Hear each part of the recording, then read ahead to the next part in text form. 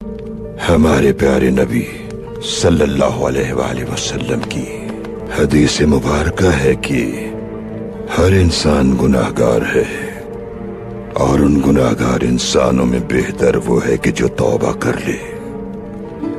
نبی کریم صلی اللہ علیہ وآلہ وسلم نے فرمایا، اصل توبہ وہی ہے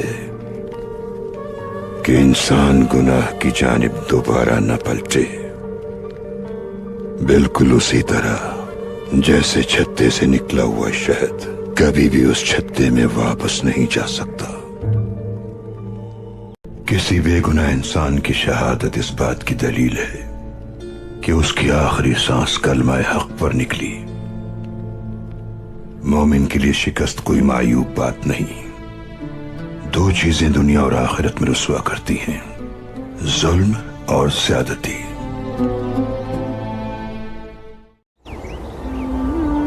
یا اللہ، تو ہی ہمارے گناہوں کو معاف کرنے والا ہے، تو ہم سے راضی ہو جا اور ہماری توفیقات میں اضافہ کر۔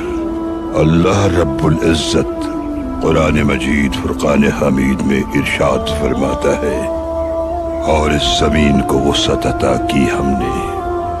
الحمدللہ الحمدللہ الحمدللہ رب العالمین، والصلاة والسلام علی سیدنا رسولہ الکریم وعلی آلہ وصحابہ اجمعین، والحمدللہ رب العالمین۔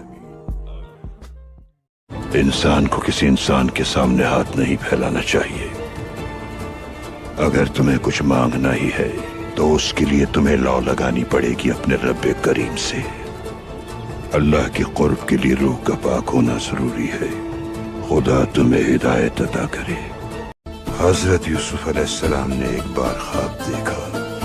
وہ اس کی تعبیر جاننے اپنے بابا کے پاس گئے۔ جانتے ہو یعقوب علیہ السلام نے کیا فرمایا؟ انہوں نے کہا کہ اپنے خواب کا ذکر اپنے بھائیوں سے مت کرنا۔